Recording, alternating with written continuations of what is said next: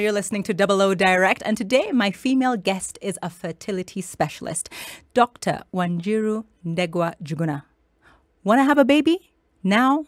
In the future? Are you having any fertility challenges, or you just want to know how best to go about it? You can share your questions on social at SpiceFMKE, that's at SpiceFMKE, or text in 40127. 40127. And you are allowed to ask for a friend. You can ask for a friend. Remember, Double O Direct. Very, very safe space. Huh? Today, it's all about fertility. I'm joined by the amazing Dr. Wanjiru. How are you today? I'm well. Thank you, Olivia. It's okay. You can choose to keep your mask on. This is a safe space. I understand that medical professionals need to also keep healthy because you're the ones keeping us healthy. Yes. Thank you. So why fertility? Well, it's a long story, but I'll cut it short. That I think I'm just drawn to helping women.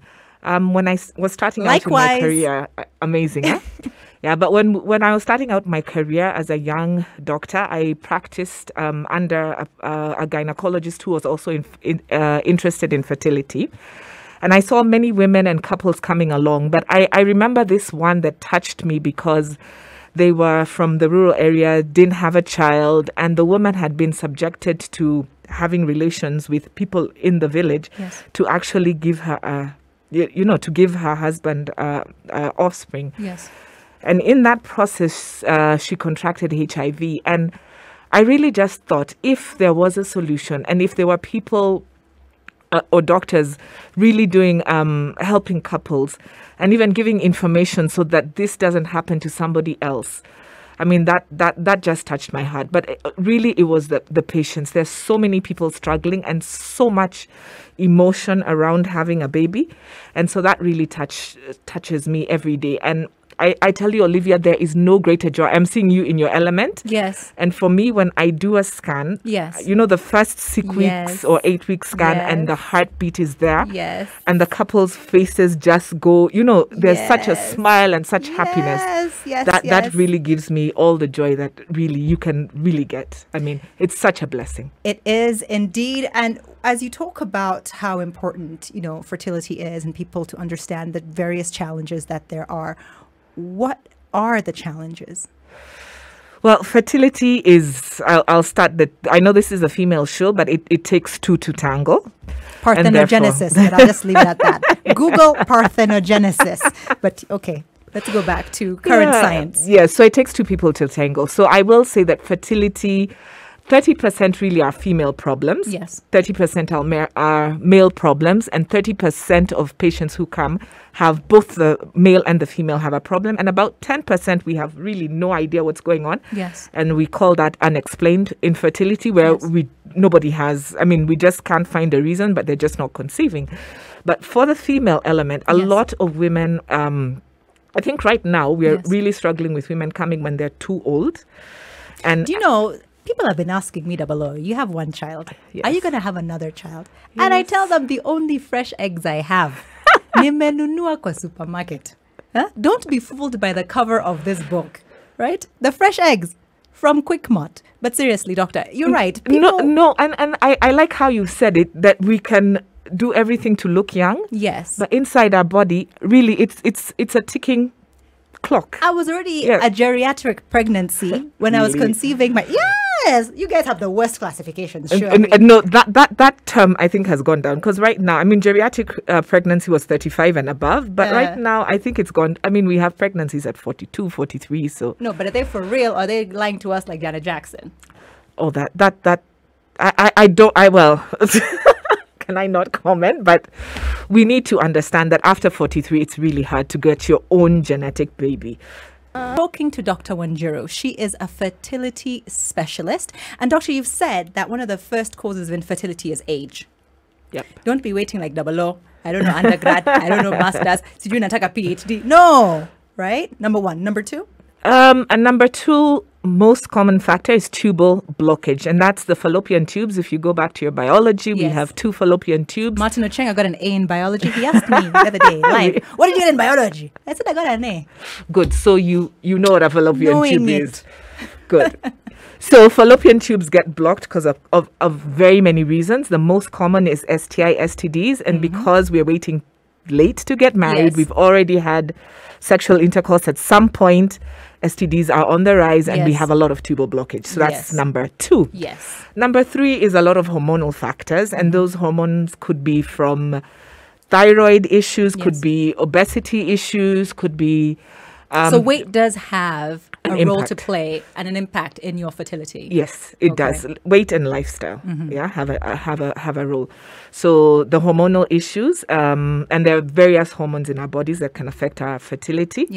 Another cause is fibroids. Yes, and I think for Africans, most of us have fibroids, 1 or 2 little, probably that don't affect our fertility, but there are some fibroids that do affect our fertility. So it's structural things that are in the uterus that may cause us not to have an implantation when the embryo wants to implant. So fibroids is another reason. And another reason is other lifestyle diseases such as diabetes could be causing it, hyperthyroidism, so other lifestyle diseases that could affect your fertility as well.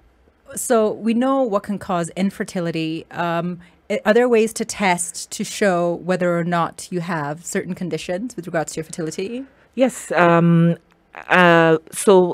the first time you come to a fertility specialist, we have to take a thorough history. So you are referred by the gynecologist, or you are the fertility specialist as the gynecologist? So yes, you have to do OBGYN. So you have to be a gynecologist to be a fertility specialist. So yes, so you come to us and we ask a whole bunch of questions, and then that helps us to decide what test do you need to do. So one of the tests that we need to do obviously is the tube test, and that's quite, well, it's uncomfortable, and I always tell women that, and they really don't like to do it, but that's really necessary.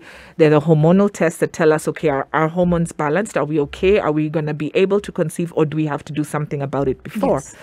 There are other tests like scans, and scans are really important because they tell us how many little follicles we have in the egg. So it kind of gives us our potential as to whether we can conceive or do we need to do something about it, or just go about our business as we were. The scan also tells us about fibroids, about little polyps, so things that can structurally cause any issues with conception, with implantation. And then there are hormonal tests. Of course. No, there are some other tests to check, the ovarian reserve, such as AMH. I know people really know about this test right now, and that's why I'm saying it like that. But that test is important, especially age-related. So the older you are, the less eggs you have, and it's important for us to know how many and what's your prognosis in terms of getting a baby. So let's start with a woman who's between the age of 25 and 30. Yes. What tests should she go for? A woman between 25 and 30 is really most fertile. That's like your peak of fertility, really. A lot of people get pregnant actually from your 20s. The whole 20s is really good. So for that type of woman, if you're not getting pregnant in a year, because we give you a year. Then we think, there might be a problem. And the problems could be various.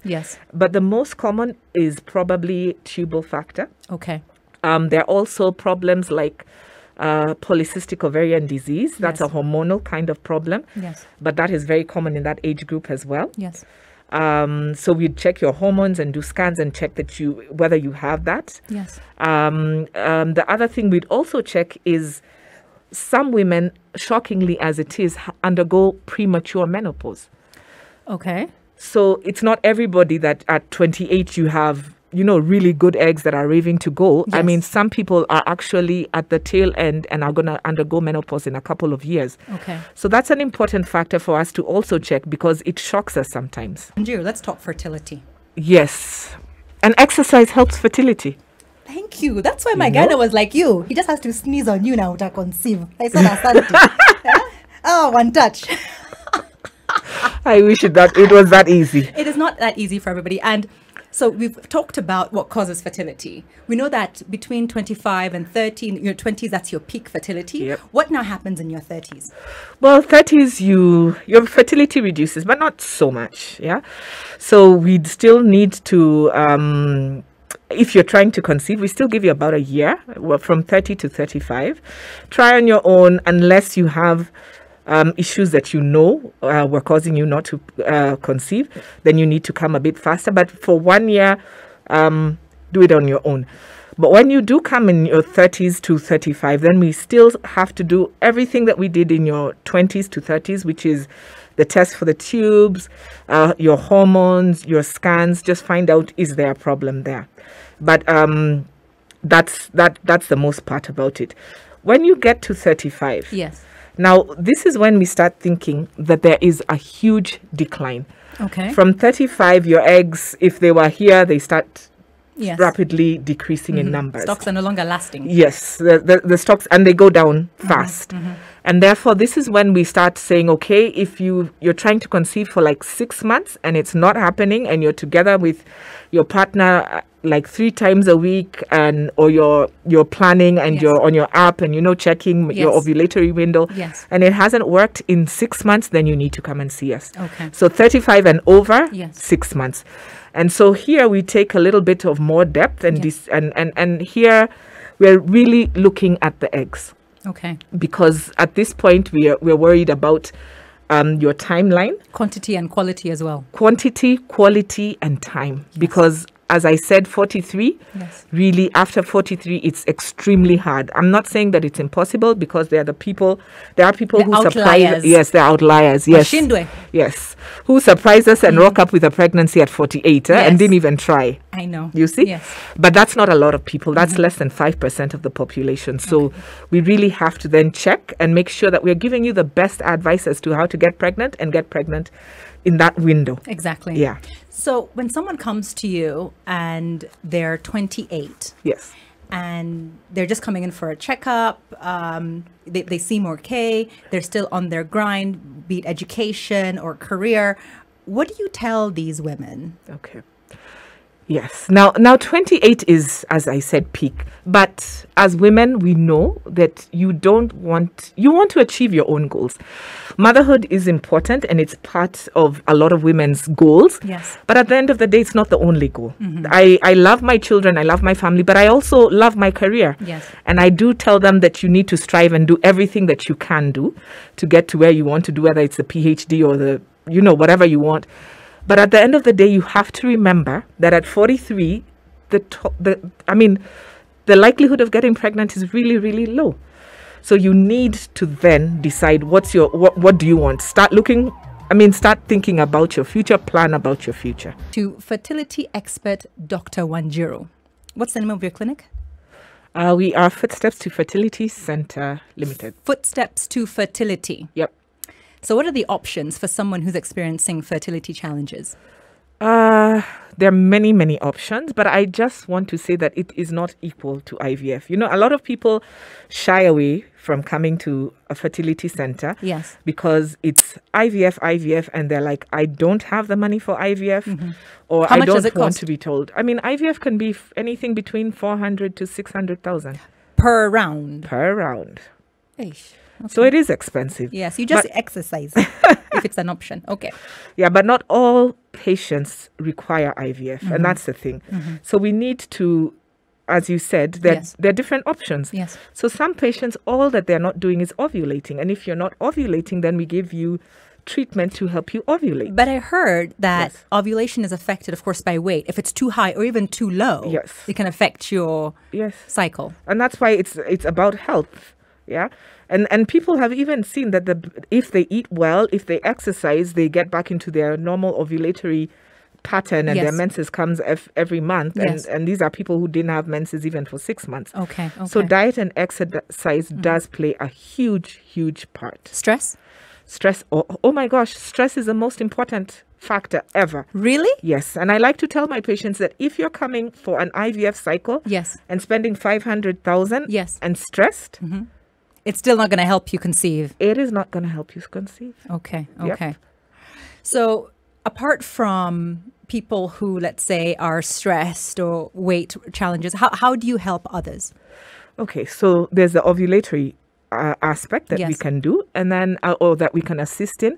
And then there is something we call intrauterine insemination. That's artificial insemination. Yes. So we can, so these are patients who either have, your male has a problem with the sperm moving. Yes. And we can assist in helping them move a bit faster and putting them in your uterus. Yes. And sometimes that's all you need. Okay. So that's a cheaper modality and it works. So when it's the man's problem, and you're there with the lady, who's being blamed for the issue, what do you say?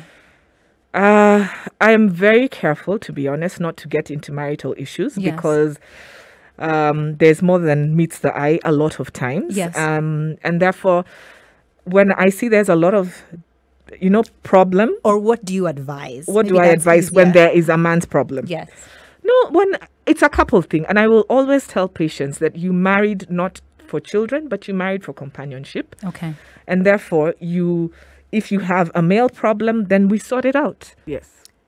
I need to know more about IVF because yes, it's expensive. Yes, it can be invasive, but what is it people need to know, and when exactly should you have IVF as an option? Okay, so IVF is expensive. I wouldn't say it's invasive. A lot of people, once they have done an IVF cycle, are like, oh, it's not that bad. So it's not like TV? No, I think, of course, TV dramatizes everything. So it's a drama. Okay. And that's what sells. But IVF is so different. Yes. But I do want to tell people who are undergoing any fertility treatment, IVF included, that it is not a sprint. I like that you're saying about running. It is a marathon. Okay. And sometimes some people get pregnant with the first IVF cycle, and that's good. But sometimes it needs 3 cycles. Some people, have had 6 cycles. Really expensive, but it is not 100%, but it does have the best chance of pregnancy. Can you please describe it for me? Because I know what IVF stands for, in vitro fertilization. Yes. But that's it. Okay. So what IVF is that we're fertilizing everything outside of the body. Okay. So what it entails for the woman, it's more heavy on the woman, obviously. And what it entails is that for 10 to 12 days, you have injections on your tummy of a hormone that allows you for us to get as many eggs as possible. So self-administered? Self-administered, come to the clinic. So for us, we do it at the clinic, or it depends on what our arrangement is with you. It's all, you can administer or we can administer. Okay. But once we have finished with the 10 to 12 days of administration, then a day later, we'll have to do a pickup. And a pickup is a small surgical procedure where we remove the eggs. It doesn't hurt much. You're under anesthesia. It's quick, 20 minutes. We pull them out. We ask your husband or your partner to give us his sample, and we are able to inject the sperm and the egg together. And 3 to 5 days later, we put it back into your uterus under guidance of an ultrasound. Very simple procedure. Okay. I think the problem with IVF is the emotional bit, and that's why, for me, stress is such an important factor. Yes. That if you're stressed and you take the process, as a stressful event, then it will not go well. But if you relax, most of the time, patients who relax and just let the process be do very well. Okay. Though it is not 100%, it is what gives us better results. So with regards to re-insemination, or what is the term I'm looking for? When you have fertilized eggs. Yes. And you want to put them back. Yes. What does the law say, or how many are put back? So there are no laws in Kenya about that, and I don't know whether we can restrict that really. But any gynecologist, any fertility specialist is not going to put, 7, 8. Okay. In the US, I know we've seen those crazy events. But we are going to put 1, 2, maximum 3. Okay. Yeah. But it is a discussion that we have at our clinic. So I've been trying to have a child for 10 years. Yes. I'm stressed, obviously, but for some reason it's taken, and I have 5 fertilized eggs. Yes. I am stressed. I am stressed because I want to have a child. I'm stressed because it's a strain on my marriage. I'm stressed because my in-laws are looking at me strangely. Can I just say put all 5? No. So who makes the decision? You make the decision? Yes, because of ethical reasons. You do not want five little babies in you. It's crazy. That pregnancy is crazy. But what's to say that all will implant, all will take? What if only we two don't know. take? But what if they all do? What if they all do? That's a very good question. That's a very good question. So rounds of fertility of IVF, how long does it take? It Roughly takes 1 about a month? month. About a month. Yep. And after that month is over, let's say you're unsuccessful, Yes. how long must you wait, if any?